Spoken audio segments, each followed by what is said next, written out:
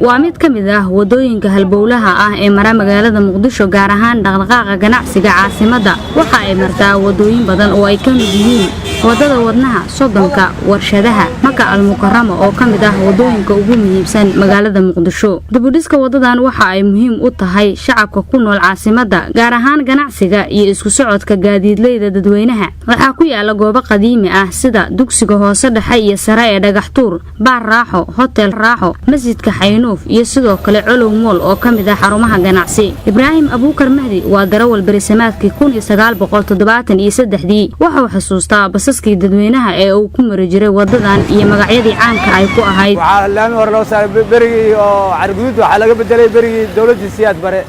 oo madaxweyne Siyaad Bare oo qabsaday kadib ayaa laami la saaray waxa berigii hore ka shaqeey jiray baabuurta BL-ka nus iyo stage busina oo shaqeey jirnay baabuurta stayalka oo shaqeey jirnay berigaas oo stage busin xilligaas hadda waqti casriga la marayo xilliga hadda imanka waa isku mid ma laakiin waa laga yaabaa inay soo laabato sidii xilligii hore oo baabuurtii oo berigii hore shaqeey jireen koostaradii iyo siteedii wixii shaqeey jireen inay hadda dib u soo laabato maadaama laamigii la sameeyay oo ummadan sideedii hore u soo laabanayso waa laga yaabaa inay dib dab u soo laabato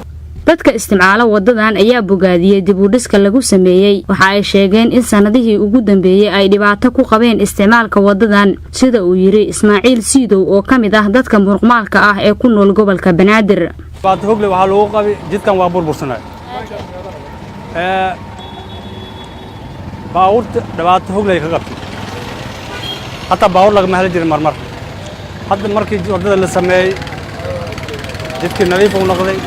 amaankiis okay way wax dhiba kuma jiraan dadkii si aadiya baawurta ugu sii raacayaan saacad ka saadi maatid baawur waa laga helaa wadadii oo nadiif oo ganacsigeeda iyo hoorsheeda dhanka ay kala socoto sidaas darteed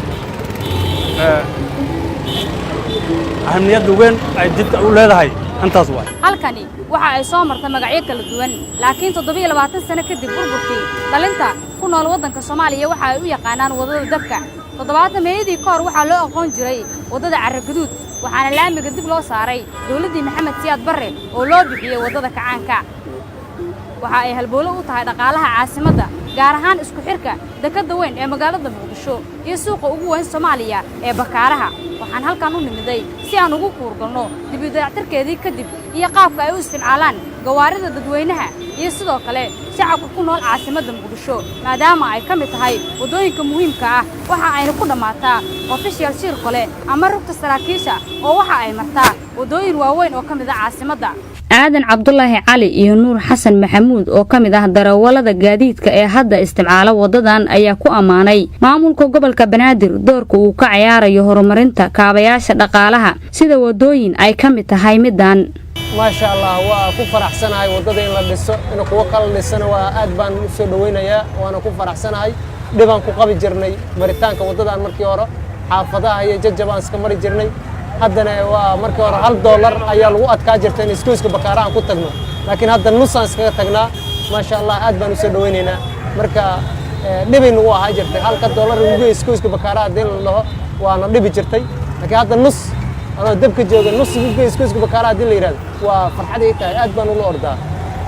وحاكم هذا دراولينتا وضعك الشخص حاكم هذا هاي قارئ أصلا وضع مش تاجن مركب وضع دبك الله عدو على يغانا وضع دبك واجي هرنا وضوينك وعلى يجري وضع كعانك وعلى يجري وضع عرقدود وعلى يجري لكن وحلو يغانا جدك دبك اللي يراد وضع مركب دراولينتا سانكم هذا هاي رفاض بدن إدبات بدن يورير واحد بدن إحنا توضان ولا سمينا واجبه لكن دوالو رفاضي ودي ولا سمي هذا راح على مرة جدك نظيف هو شيل أنت لو قبته إسكوسك بكارة اللي يستاجا إسكوسك بكارة شيل رأسه قبني أدوات دبكتاجنا أسرك البغسي قبل باورت حافظة حمرين دكحان إيو قشنكي بريه إيو لفيه إيو بلاستر راح جبته باوق أنا جب جري لكن الحمد لله رب العالمين واي جدك ما شاء الله وجدك دوا والو نستي كل أنا باوري هدان هاي ودان سفي أنا أقول نستي لكن مركي ورا dhibaatooyin badan aan ku qabnay. waxaa soo badanaya gaadiidka ganacsiga iyo kuwa gaarka loo leeyahay ee si xawli ah u mara wadadan waqtiyada qaarkood shilal baa ka dhasha amni ahaan wadadan halbowlaha ah ee gasho suuqa ugu weyn Soomaaliya ee Bakaaraha sida ay tahay sarkaalkan ka tirsan ciidamada ilaalada wadooyinka ee taraafika ayaa ka waramaya maanta maadaama la qurxiyay oo bilicdeeda ay sii hagaagtay gaadiidkana waa ku soo batay oo waa wado halbowle ah oo ilaa suuqii Bakaaraha isku xirta runtii aad iyo aad baan u soo dhaweynaynaa annaguna taraafika haddaan ahnay kala hagidooda gaadiidkan sidoo kan Bakaaraha ka yimid iyo kan u socda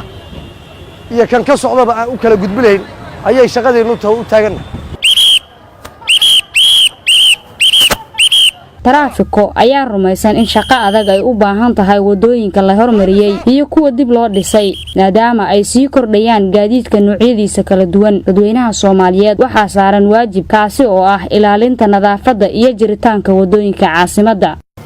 sida aad arkaysaan daawadayaal wadadani waa mid aad iyo aad u mashquul badan waxaa isaga kala goosho gawaarida kala duwan ee ka shaqeysa caasimadda Muqdisho waxa ay halbowle u tahay gobolka Banaadir oo waxa ay kala qaybisaa 3 degmo oo kamid ah gobolka oo kala ah degmooyinka Hodan Howlwadaag iyo degmada Waabari Maayda Muxyidiin Dhiblaawe raadiyaha iyo telefishinka qaranka Muqdisho